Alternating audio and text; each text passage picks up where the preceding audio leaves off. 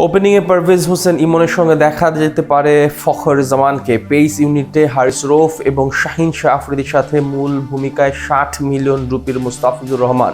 এবার টাইগার দুই তারকাকে নিয়ে শক্তিশালী একাদশ সাজাচ্ছে লাহোর কালান্দার্স, যেখানে থাকবে আরও বেশ কিছু চমক। লাহোর কালান্দার্স যেন এক টুকরো বাংলাদেশ।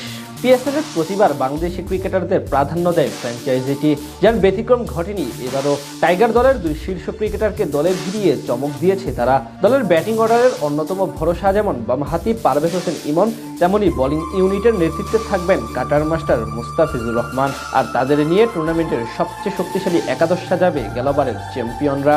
লাহোরের একাদশে ওপেনার হিসেবে থাকতে পারেন পারভেজ হোসেন ইমন। এবার নিলাম থেকে তাকে ভিত্তিমূল্য ৬০ লাখ রুপিতে দলে ভিড়িয়েছে ফ্র্যাঞ্চাইজি।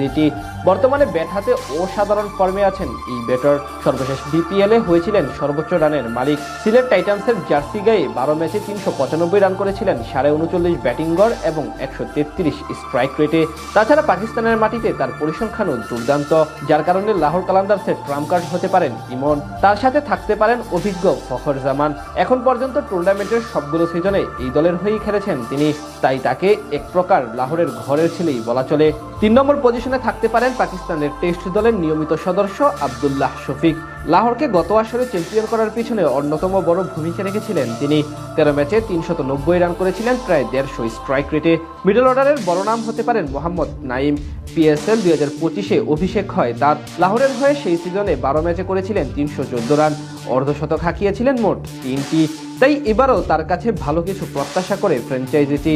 তার সাথে দুই বিদেশি ইনক্লুড সিকান্দার রাজা এবং লঙ্কান অধিনায়ক দাসুন সানাকা হতে পারেন লাহোরের সবচেয়ে বড় বাজির ঘোড়া।